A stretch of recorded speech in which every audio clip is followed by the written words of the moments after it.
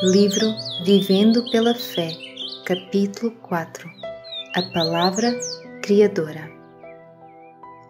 O poder da Palavra de Deus é melhor apreciado quando você contempla a obra da criação. Pela palavra do Senhor foram feitos os céus e todo o exército deles pelo espírito da sua boca.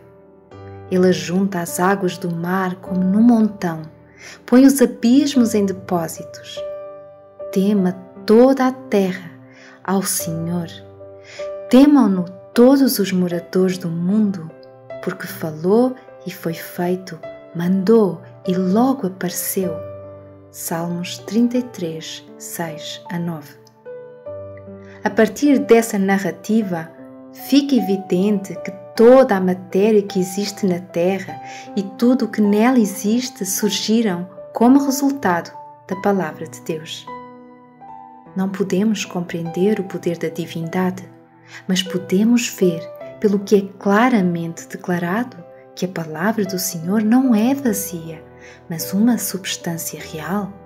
É como se o mundo existisse na Palavra antes de tomar a forma que tem agora. Quando a Palavra de Deus foi pronunciada, a terra e os céus passaram a existir. Quando a Palavra de Deus chama a algo, então aquilo que é chamado é criado.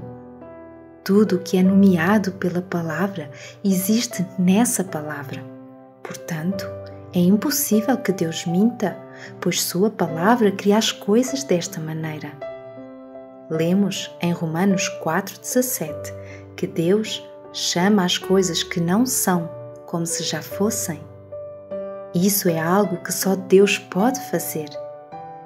É verdade que às vezes também pronunciamos coisas como se elas já existissem, mas isso não faz com que nossas palavras criem as coisas.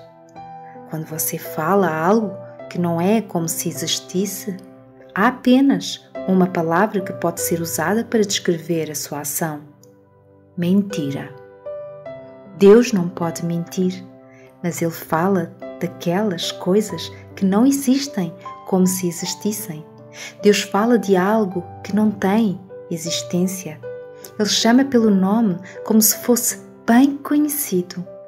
No instante em que a sua palavra é proferida, nesse instante, aquilo que é pronunciado passa a existir. Considere este texto com atenção, porque falou e foi feito. Não que ele falou e depois foi feito, como uma leitura superficial dos textos poderia levá-lo a pensar. Essa ideia não seria percebida se os tradutores não tivessem inserido a palavra feito em itálico. É verdade que foi feito em seguida, mas foi a palavra do Senhor que o fez. A ideia seria melhor transmitida traduzindo a passagem literalmente como fizemos, porque falou e foi feito. Tão logo ele falou, tudo estava lá. O que quer que a palavra de Deus diga, assim é, porque sua palavra cria. É por isso que na profecia os eventos são frequentemente anunciados como se já tivessem se cumprido. Deus fala do que ainda não aconteceu, como se já tivesse acontecido. Não porque existem em seus propósitos, mas porque existem em sua palavra. Elas existem tão claramente quanto podem, embora ainda não apareçam aos olhos humanos. É por isso que a palavra do Senhor é força e conforto para quem nela crê, pois a palavra que está escrita na Bíblia é a palavra de Deus, a mesma que criou os céus e a terra. Toda a Escritura é inspirada por Deus, isto é, Deus soprou. Agora lembre-se de que pela palavra do Senhor foram feitos os céus e todo o exército deles pelo sopro da sua boca. O sopro de Deus, que possui energia criadora, é o que nos dá os preceitos e as promessas da Bíblia. Essa palavra criadora é o poder do Evangelho, pois o Evangelho é o poder de Deus para a salvação de todo aquele que crê, E o poder de Deus é revelado nas coisas que são criadas. Ver Romanos 1, 16 e 20. O poder de redenção é o poder da criação, pois redenção é criação. Assim o salmista orou: cria em mim, ó Deus, um coração puro e renova em mim um espírito reto. Salmos 51, 10. O apóstolo Paulo diz que se alguém está em Cristo, nova criatura é, 2 Coríntios 5, 17. O que é esta nova criação produzida pelo Evangelho? É justiça, pois o mesmo apóstolo nos exorta a nos revestir do novo homem, que segundo Deus é criado em verdadeira justiça e santidade.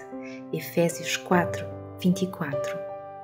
Justiça equivale a boas obras e, portanto, o apóstolo diz que somos feitura sua, criados em Cristo Jesus para as boas obras, as quais Deus preparou para que andássemos nelas. Efésios 2, 10. A palavra do Senhor é justa. Ela profere justiça. Assim como Ele falou ao nada e criou a terra, Ele fala à alma que está destituída de justiça.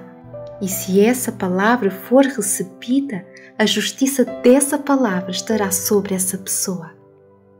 Porque todos pecaram e destituídos estão da glória de Deus, sendo justificados gratuitamente pela sua graça, pela redenção que há em Cristo Jesus, ao qual Deus propôs para propiciação pela fé no seu sangue, para demonstrar a sua justiça pela remissão dos pecados dantes cometidos sob a paciência de Deus.